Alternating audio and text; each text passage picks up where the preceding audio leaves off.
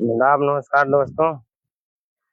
इस वक्त हमारी मौजूदगी डकई पोखरे पे हुई है, जो दुधई मार्ग पर बिल्कुल स्थित है। अभी मैं आपको अंदर का सीन दिखाने का प्रयास करूंगा, आप बने रहिए।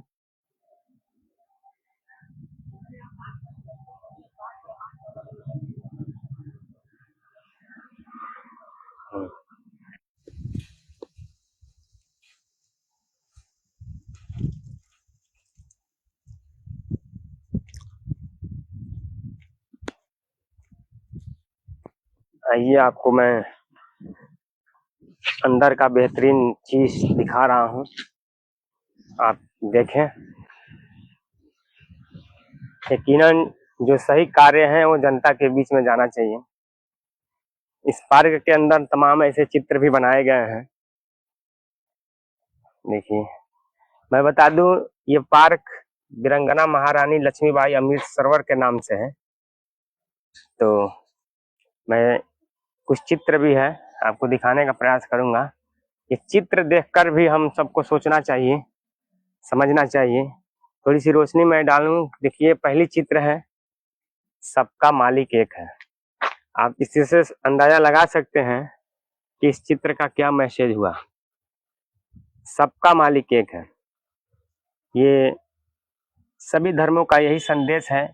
चाहे दुनिया के अंदर कोई भी धर्म हो, कोई भी इंसान हो, सबका पैदा करने वाला एक ही है।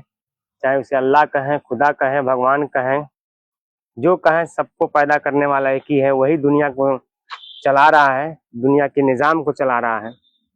इसका मैसेज भी प्यारा है। ये आप देख सकते हैं, ये मातृशक्ति की तस्वीर है। यहाँ पर भी हमारे दो शख्सियत हैं, डॉक्टर बाबा साहब भीमराव अम्बेडकर। ये संविधान सभा के सदस्य भी थे और भारतीय संविधान बन के शिल्पकार भी इन्हें माना जाता है। बाबा साहब डॉक्टर भीमराव अम्बेडकर का बहुत ज्यादा संघर्ष है। इनके संघर्षों का देन है कि आज हम भारत में बेहतरीन संविधान हमारा मिला है। उसके हिसाब से हम चलते हैं, भारत की शासन व्यवस्था को संचालित किया जाता है। बाबा साहब कहते थे कि शिक्षा वो शेरनी का दूध है, जो पिएगा वही दहाड़ेगा। बाबा साहब का विचार था कि जीवन लंबा होने के बजाय महान होना चाहिए। आप इनसे देखिए, सबक सीखिए। ये हमारे देश के missile man doctor APJ Abdul Kalam Azad ji हैं। ये भी ये दोनों कलम के विद्वान हैं। ये देश के मशहूर विद्वान हैं, ये महापुरुष हैं।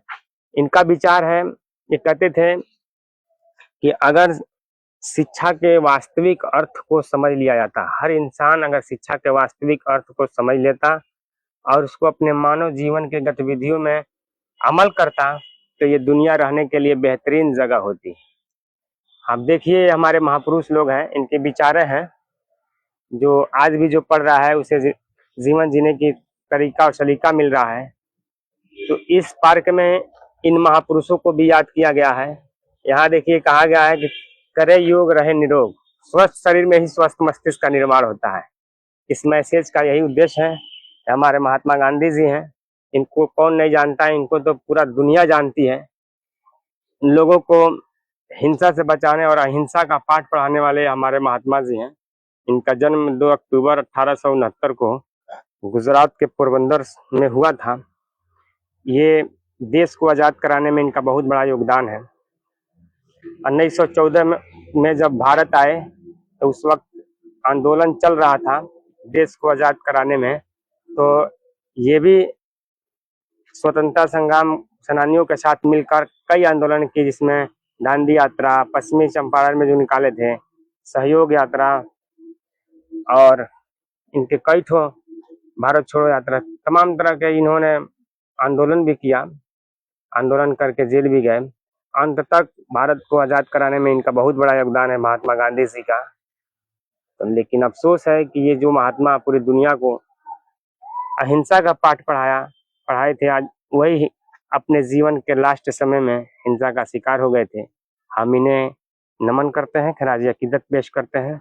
यहाँ एक तस्वीर है डॉक्टर सर्वपल्ली राधाकृष्णन का।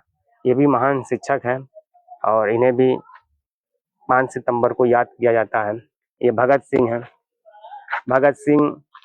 भगत सिंह और ये दोनों हमारे क्रांतिकारी वीर जवान हैं। दुनिया इनको जानती है। अंग्रेजों ने इन्हें फांसी पर चढ़ा दिया था। इनकी जो मैं देखता हूँ तो मुझे बैरिस्टर आसिफ अली याद आ जाते हैं, जिन्होंने भगत सिंह का केस लड़ा था, लेकिन काफी प्रयास के बाद भी इनको नहीं बचा पाए थे। अंग्रेजों ने इन्हें फांसी पर चढ़ा दिया था। हम इन्हें भी नमन करते हैं। अब देखिए, चंद्रशेखर आजाद जी हैं, हमारे देश के जाबाज शहीद हैं और भारत को आजाद कराने में तमाम महापुरुषों का योगदान रहा है, क्रांतिकारी वीर जवानों का। इनमें दो नाम भी हैं। देखिए कितनी भगत सिंह का ये जलवा है। अंग्रेजों ने भगत सिंह को, चंद्रशेखर आजाद जी को अल्फ्रेड नामक पार्क पर जब घेर लिया था तो उन्होंने कहा था कि हम अंग्रेजों तुम्हारे गोली से नहीं मरेंगे, जब ऐसा समय आएगा तो हम अपने ही गोली से मरेंगे। देखिए, अंग्रेजों को चकमा देने में भगत चंद्रशेखर आजाद जी को कौन नहीं जानता।